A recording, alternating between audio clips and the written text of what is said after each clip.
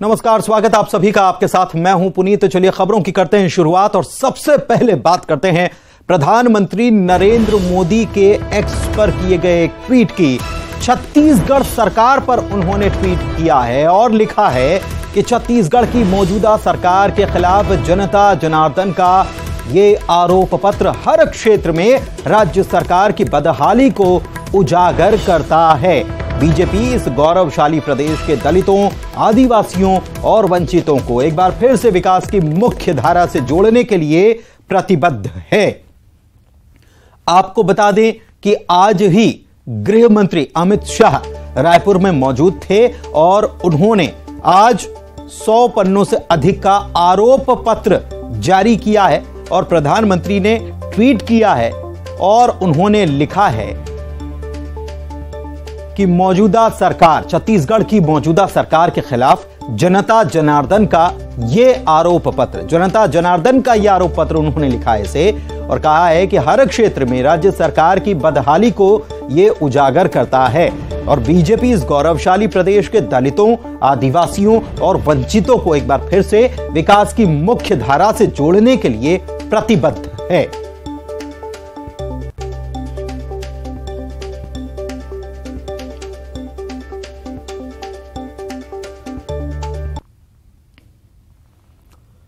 चलिए बढ़ते हैं आगे और बात करते हैं अगली बड़ी खबर की। सिवनी से बड़ी खबर है जहां पर ट्रक में आग लग गई, भीषण आग लग गई ट्रक में और ट्रक धूं धूं कर जलने लगा। आग कैसे लगी ये पता नहीं चल पाया, लेकिन आग जो लगी इसकी वजह से रूट को डाइवर्ट कर दिया गया। यहां से जो गुजरने वाली गाड़ियां थी उनको दूसरी तरफ से भेजा जा रहा है। दमकल ने हालांकि आग को बाद में कुछ देर बाद काबू में कर लिया। नेशनल हाईवे 44 पर यह ट्रक खड़ा हुआ था। बडोल थाने के भूंगा खेड़ा गांव के पास यह हादसा हुआ है और ट्रक जो है पूरी तरह से जलकर खाक हो गया।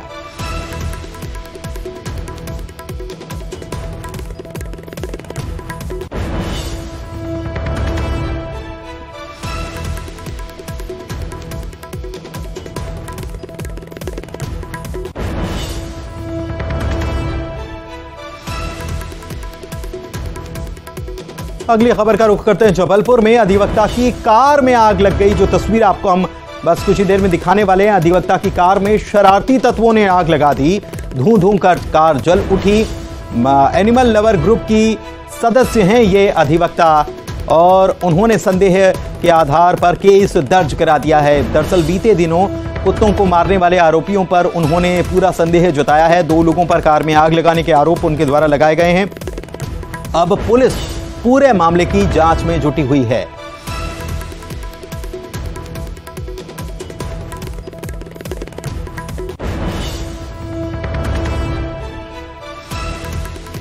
और छत्तीसगढ़ के कोरिया से बड़ी खबर। स्वास्थ्य कर्मचारियों पर गाज गिरी है। 84 ग्रामीण स्वास्थ्य संयोजक शासकीय सेवा से बर्खास्त कर दिए गए। कोरिया कलेक्टर विनय लहंगे ने इसका आदेश जारी किया है। अपनी मांग को लेकर ये प्रदर्शन लगातार कर रहे हैं। 21 तारीख से अनिश्चितकालीन आंदोलन पर ये डटे हुए हैं। मनेन्द्रगढ़ में स्वास्थ्य कर्मचारी के आंदोलन पर 10 स्टाफ नर्सें निलंबित हुई हैं। संयुक्त संचालक स्वास्थ्य सेवाएं संभाग सरगुजा ने आदेश जारी किया है।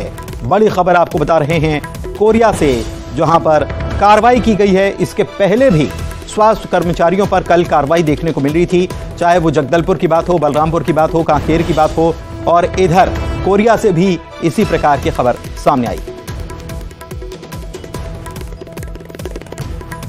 नर्मदापुरम से बड़ी खबर आपको बता रहे हैं, जहां पर नदी में 5 बच्चे डूब गए। बनखेड़ी में दूधी नदी में 5 बच्चे डूबे हैं। बता दें कि ग्राम डूमर गांव जो है यहां पर दूधी नदी बहती है और यहां के जैतवाड़ा घाट पर यह हादसा पेश आया जब नदी में नहाने के लिए 6 बच्चे गए हुए थे और गहराई में जाने की वजह से 5 बच्चे डूब गए। एक बच्चा निकलकर बाहर आ गया। अब बच्चों की तलाश की जा रही है। पुलिस और ग्रामीण सर्चिंग कर रहे हैं।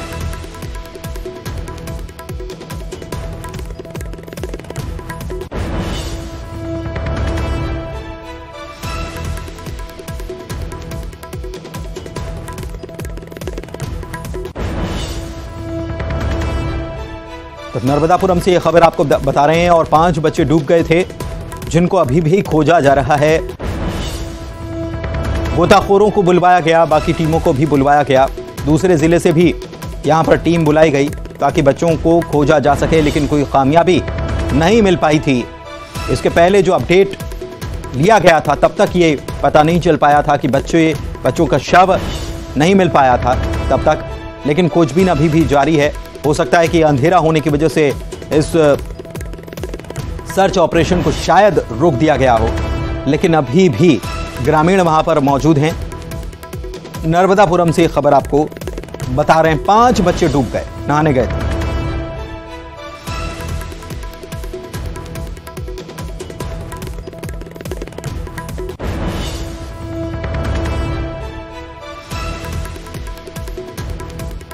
गहराई में जाने की वजह से बच्चे डूब गए। बताया जा रहा है कि 40 फीट के आसपास पानी है। नहाने के लिए बच्चे गए हुए थे और इसी दौरान हादसों के शिकार हो गए। 15-16 साल इन बच्चों की उम्र बताई जाती है। 6 बच्चे गए थे नहाने के लिए, एक बच्चा तो निकल कर बाहर आ गया, लेकिन 5 गहराई में चले गए और उसके बाद से उनका कोई पता नहीं है। इनको सर्च करने के लिए गोताखोरों की टीम बुलाई गई, दूसरे जिले से भी टीम बुलाई गई। कलेक्टर खुद मौके पर पहुंचे हुए थे और दूधी नदी पर यह हादसा पेश आया। शैलेंद्र गौरव हमारे संवाददाता फोन लाइन पर जुड़े हुए हैं। शैलेंद्र, क्या जानकारी है? क्या बच्चों के शवों को या बच्चों के बारे में कुछ जानकारी मिल पाई? जी, दूधी नदी के में जो हादसा हुआ है, आज 5 बच्चे जो नहाने गए थे उनमें सर्चिंग ऑपरेशन शुरू हो गया था। नरसिंहपुर और नर्मदापुर दोनों की जो SDRF टीम है वो सर्चिंग अभियान लगातार चला रही थी। इस दौरान 2 बच्चों की जो डेड बॉडी है वो नदी से निकाल ली गई है। दीपेश और करण जो हैं वो एक ही गांव के डूंगर के रहने वाले हैं, उनकी डेड बॉडी बरामद कर ली गई है और प्रशासन ने जो मृतक हैं उनके परिवारों को 4-4 लाख की आर्थिक सहायता स्वीकृत कर दी है। शेष 3 बच्चों के लिए सर्चिंग अभियान जो है वो जारी है। बहुत शुक्रिया आपका इस जानकारी के लिए शैलेंद्र। कांग्रेस प्रवक्ता प्रमोद कृष्णम ने कांग्रेस नेता प्रियंका गांधी को पीएम पद का उम्मीदवार बनाने की बात कह डाली है। प्रमोद कृष्णम ने कहा कि प्रियंका गांधी की पार्टी में विश्वसनीयता और स्वीकार्यता है। उन्होंने प्रियंका गांधी को सबसे लोकप्रिय नेता बताया। उन्होंने कहा कि कांग्रेस के करोड़ों कार्यकर्ता उन्हें पीएम फेस के रूप में देखना चाहते हैं। मैं आपसे सवाल करता हूं, प्रियंका गांधी को प्रधानमंत्री के पद का उम्मीदवार क्यों नहीं घोषित करना चाहिए? प्रधानमंत्री के पद का उम्मीदवार कौन होना चाहिए? जिसकी क्रेडिबिलिटी हो, जिसकी एक्सेप्टेबिलिटी हो, जिसकी पॉपुलरिटी हो। तो प्रियंका गांधी से ज्यादा पॉपुलर, उनसे ज्यादा क्रेडिबल, उनसे ज्यादा एक्सेप्टेबल फेस कौन है? राहुल गांधी भी नहीं। मैंने ये कहाँ कहा? मेरा सवाल था कि कौन काबिल है, प्रियंका गांधी या राहुल गांधी? मैंने अपनी बात को रखा। तो आप ये कहना चाहते हैं कि राहुल के ऊपर प्रियंका ज्यादा क्रेडिबल फेस है, उनकी एक्सेप्टेबिलिटी? मैंने ये नहीं कहा कि राहुल जी और प्रियंका जी का कोई मुकाबला है। राहुल गांधी जी बहुत बड़े नेता हैं। राहुल गांधी जी वो नेता हैं जिनके कांग्रेस के जब वो अध्यक्ष थे तो छत्तीसगढ़, राजस्थान, मध्य प्रदेश, पंजाब सब हमने बीजेपी से छीने हैं उनके राज्य में। उनके बड़े नेता हैं लेकिन पीएम पद के दावेदार नहीं हो सकते। नहीं, कांग्रेस पार्टी की जब अध्यक्षता का सवाल आया तो उन्होंने इस्तीफा दिया और इस्तीफा देके कहा कि मैं अब अध्यक्ष नहीं बनूंगा। तो राहुल गांधी तो इस देश के कांग्रेस के अंदर प्रियंका गांधी, राहुल गांधी को लेकर पार्टी के अंदर भी कोई है क्या सोच, कोई कंपटीशन है? नहीं, कंपटीशन जैसी कोई बात नहीं या फिर प्रियंका गांधी यूं ही बैक स्टेप लेती रहेंगी? हाँ, नहीं, इसका जवाब तो मैं नहीं दे सकता हूं, लेकिन हाँ, कांग्रेस के करोड़ों कार्यकर्ता ये चाहते हैं कि प्रियंका गांधी फेस बने, कांग्रेस पार्टी की लीडरशिप संभाले। हिमाचल सीएम शिवराज सिंह चौहान ने दीनदयाल रसोई योजना के 3रे चरण के शुभारंभ करने के साथ ही जन आशीर्वाद रथों को रवाना कर दिया। दीनदयाल रसोई केंद्रों पर गरीबों को महज 5 रुपए में भोजन मिलेगा।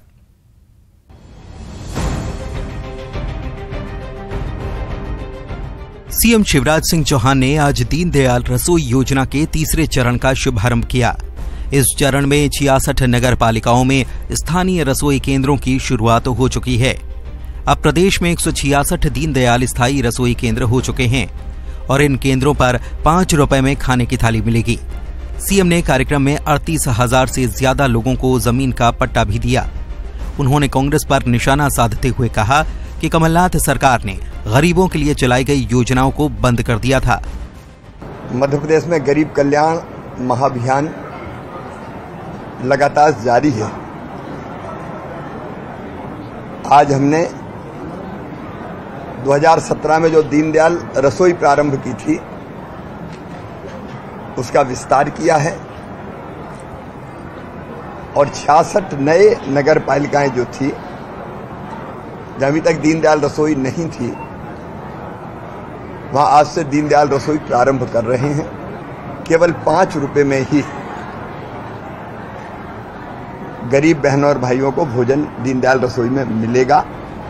वहीं सीएम ने जन आशीर्वाद यात्रा के रथों को भी आज रवाना कर दिया। कल से बीजेपी जन आशीर्वाद यात्रा शुरू करने जा रही है। केंद्रीय मंत्री अमित शाह, राजनाथ सिंह, राष्ट्रीय अध्यक्ष जेपी नड्डा, नितिन गडकरी, मुख्यमंत्री शिवराज सिंह चौहान समेत अन्य नेता इन रथों पर सवार होकर जनता का आशीर्वाद मांगेंगे। ये यात्रा 5 अलग अलग इलाकों से शुरू होने जा रही है। एक बार फिर आपका आशीर्वाद लेने हम आ रहे हैं। मैं प्रदेश की जनता को प्रणाम करता हूं। 2003 से जनता ने सदैव हमें आशीर्वाद दिया। प्रदेश की सरकार जनता की सेवा में कोई कसर नहीं छोड़ी। चुनावी साल में एक तरफ सीएम ने सौगातों का पिटारा खोल दिया है, तो दूसरी तरफ जनता से भी वे सीधा संवाद कर रहे हैं। उज्जैन के बड़नगर में मुख्यमंत्री शिवराज सिंह चौहान पहुंचे थे। लाडली बहना सम्मेलन में शिरकत की। बड़नगर पहुंचने पर उनका स्वागत हुआ। जनदर्शन कार्यक्रम के तहत उन्होंने रोड शो भी किया। इस दौरान उनकी इस रोड शो में बड़ी संख्या में लोग मौजूद थे। सीएम के साथ जगह जगह जो लोग पहुंच रहे थे उनका जोरदार स्वागत हुआ। फूलों की बारिश हुई। इसके बाद कृषि उपज मंडी में लाडली बहना सम्मेलन को सीएम ने संबोधित किया और महिलाओं के लिए चलाई जा रही दूसरी योजनाओं का भी जिक्र किया।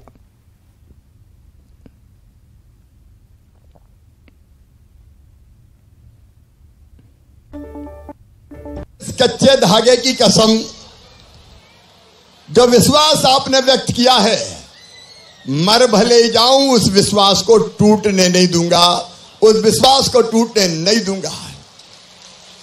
मेरी बहनों, हम सरकार नहीं चला रहे, हम परिवार चला रहे हैं। परिवार, मैं सरकार नहीं चलाता, मैं परिवार चलाता हूं। मेरे लिए आप जनता नहीं है, मैं मुख्यमंत्री नहीं हूं। बताओ, मैं मुख्यमंत्री लगता हूं कि भैया लगता हूं? 1000 रुपया नहीं दिया, मैंने अपनी बहनों को सम्मान दिया है, इज्जत दी है, उनको मान दिया है, क्योंकि इस धरती पर औरत का भी तो हक है। सीएम शिवराज सिंह चौहान ने अतिथि शिक्षकों के लिए भी ऐलान कर दिया और मानदेय पीरियड के आधार पर नहीं बल्कि महीने के आधार पर करने का ऐलान कर दिया। उन्होंने अतिथि शिक्षकों के 1 साल के अनुबंध करने का भी ऐलान किया और मानदेय को दोगुना करने का ऐलान किया। इसके तहत प्रथम वर्ग के शिक्षक जो हैं उनको 9,000 से बढ़ाकर अब यह 18,000 मानदेय हो जाएगा। द्वितीय वर्ग के अतिथि शिक्षकों का मानदेय 7 से 14,000 हो जाएगा और तृतीय वर्ग के अतिथि शिक्षकों का मानदेय जो है 5,000 से बढ़ाकर अब 10,000 कर दिया जाएगा।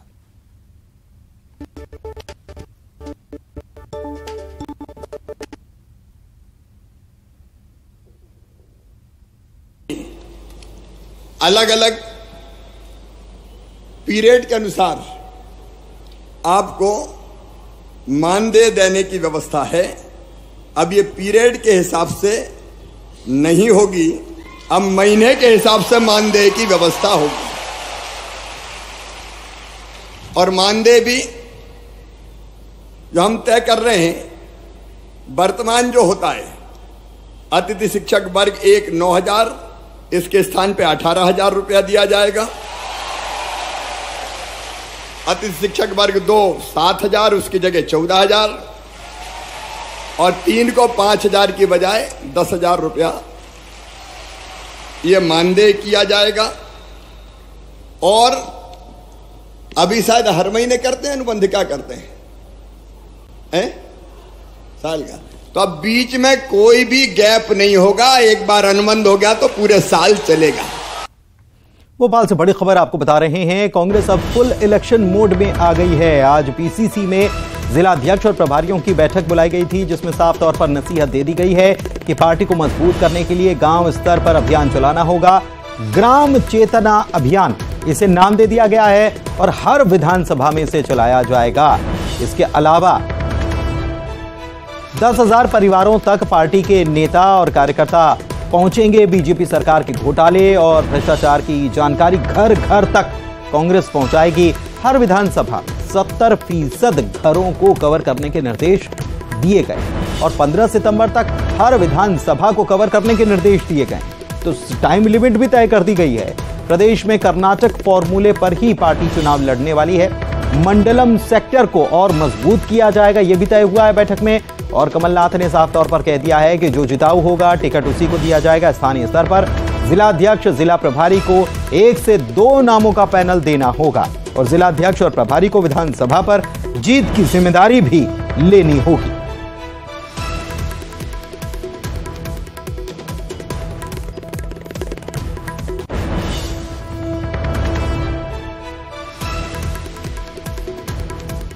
इधर रायपुर से खबर आपको बता रहे हैं, मुख्य अभियंता को 4 साल की सजा सुनाई गई है। 9 साल पहले एंटी करप्शन ब्यूरो ने इसे गिरफ्तार किया था। 5 लाख रुपए की घूस लेते रंगे हाथों पकड़ा गया था।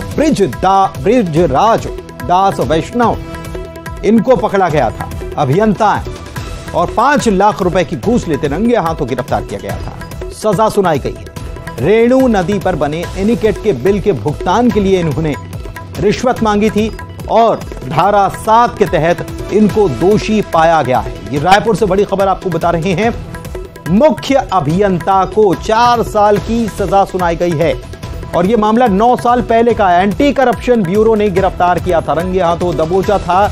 घूस लेते हुए, रिश्वत लेते हुए रंगे हाथों 5 लाख रुपए की घूस लेते एंटी करप्शन ब्यूरो ने ब्रिजराज दास वैष्णव को पकड़ा था। आज ब्रिजराज दास वैष्णव जो मुख्य अभियंता हैं, इनको सजा सुनाई गई है। रेणु नदी पर जो एनीकट बना था, इसका बिल का भुगतान करने के एवज में यह रिश्वत मांगी गई थी, घूस मांगी गई थी। शिकायत हुई थी। शिकायत के बाद एंटी करप्शन ब्यूरो ने कार्रवाई की, रंगे हाथों धर दबोचा। अब इस मामले में इनको धारा 7 के तहत दोषी पाया गया है और 4 साल की सजा सुनाई। युगल हमारे संवाददाता हमारे साथ जुड़े हुए हैं, इसी खबर पर जानकारी उन्हीं से लेते हैं। युगल, क्या जानकारी? देखिए पुनीत, ये मुख्य अभियंता है। ये इनको 4 सजा है वो सुनाई गई है। 9 साल पहले एंटी करप्शन की टीम ने जो है 5 लाख रुपए के घूस लेते रंगे हाथ पकड़ा था। 17 करोड़ रुपए के ये जो रेड़ा नदी पर एनीकट बना था, उसकी लागत 17 करोड़ थी, जिसमें 13 करोड़ रुपए के जो काम हो गए थे। उसके पूरक जो है बिल भुगतान के लिए 5 लाख रुपए की रिश्वत मांगी गई थी, जिस पर एसीबी की टीम ने दबिश दी थी और 5 लाख घूस लेते हुए रंगे हाथ पकड़े गए थे। ये ब्रिजदास वैष्णव हैं जो मुख्य अभियंता थे और उस पर ये मामला दर्ज किया गया था और उस पे आज सजा सुनाई गई है। 2 मामले में धारा 7 के तहत दोषी पाया गया है और 4 साल की सजा सुनाई गई है। जी बहुत शुक्रिया युगल आपका इस जानकारी के लिए। बढ़ते आगे, छत्तीसगढ़ में मौसम बदलने लगा है। करवट ले लिया मौसम ने। तेज गर्मी और उमस से लोगों को अब राहत मिली है।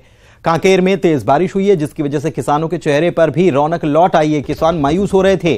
उधर मुंगेली की बात करें तो कई दिनों के बाद तेज बारिश हुई, जिसके बाद धान की फसलों को नया जीवन मिला है। जगदलपुर में तेज बारिश हुई, जिसके बाद भीषण गर्मी और तेज धूप से लोगों को राहत मिली। अच्छी फसल के लिए किसानों को भी तेज बारिश का इंतजार था ही, तो ये तेज बारिश के इंतजार को खत्म करते हुए इंद्र देवता ने कृपा बरसाई है, ये कह सकते हैं।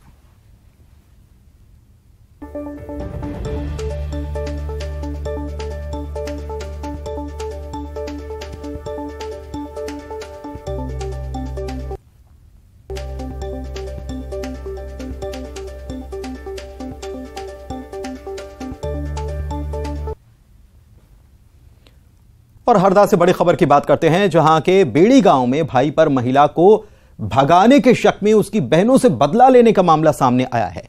दोनों बहनों से आदिवासी लोगों ने रेप की कोशिश की, आदिवासियों ने, और कीटनाशक भी पिलाया गया। दोनों निजी अस्पताल में भर्ती हैं, जिनमें एक की हालत नाजुक है।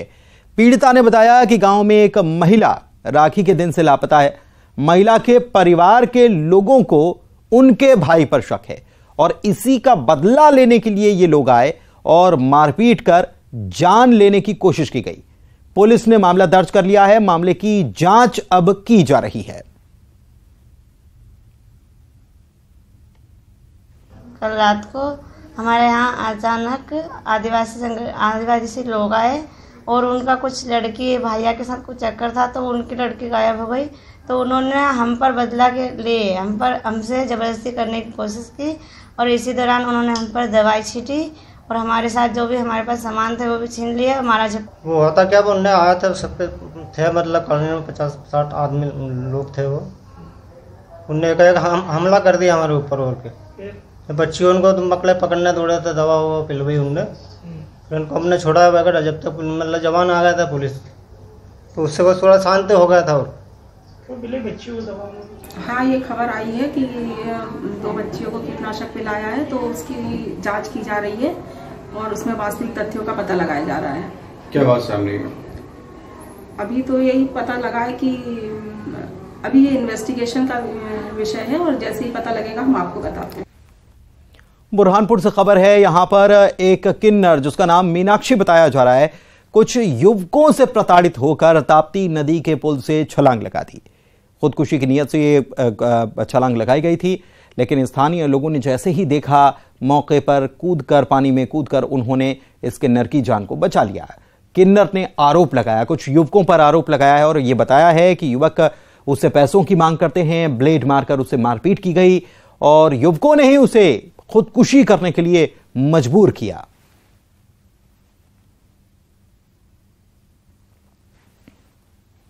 नीमच से खबर, जहां पर हड़ताली पटवारियों ने अपनी मांग को लेकर कलेक्ट्रेट में सुंदरकांड का पाठ किया। पटवारियों ने प्रदेश स्तर के नेताओं के आह्वान पर आंदोलन की शुरुआत कर दी है।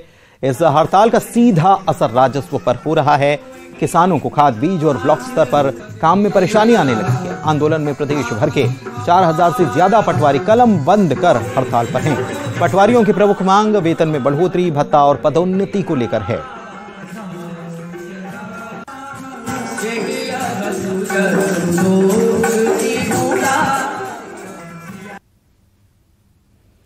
बात सतना की करेंगे, जहां पर झोला छाप डॉक्टर पर महिला की जान लेने का आरोप लगा दिया गया। यह मामला जिला अस्पताल के पास का ही है, जहां पर मेडिकल स्टोर में चल रहे अवैध क्लिनिक की एक महिला डॉक्टर पर गलत इंजेक्शन देने का आरोप लगाया गया है। आरोप यह है कि बुखार से पीड़ित महिला को डॉक्टर ने इंजेक्शन लगाया, जिसके बाद महिला की मौत हो गई। मौत के बाद परिजनों ने हंगामा किया। हंगामे की खबर मिली तो पुलिस मौके पर पहुंची और मामला दर्ज कर जांच शुरू की गई। खबर रतलाम से, जहां पर 2 सगे भाइयों की एक शिप्रा नदी में डूबने से मौत हो गई। एक 12 वर्षीय बालिका को डूबने से बचाने के दौरान दोनों की जान चली गई। इन दोनों ने बच्ची को तो बचा लिया, लेकिन गहरे पानी में चले जाने से दोनों नहीं बच सके। यह हादसा दतिया खेड़ी आश्रम के पास हुआ। मृतकों की पहचान 40 वर्षीय राधेश्याम और 38 वर्षीय दुर्गा शंकर शर्मा के रूप में हुई है। एसडीएम आलोट सुनील जायसवाल भी मौके पर मौजूद थे। आलोट थाना पुलिस मामले की जांच कर रही है।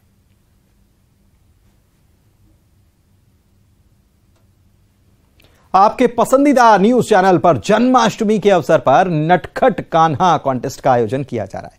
इसमें आप अपने 12 साल के बच्चे को कान्हा के रूप में सजाकर उनकी तस्वीर भेज सकते हैं और चुनी गई तस्वीरों को आकर्षक इनाम जीतने का मौका मिलेगा। नन्हे कान्हा की तस्वीर आप 9998989999 पर व्हाट्सएप कर सकते हैं।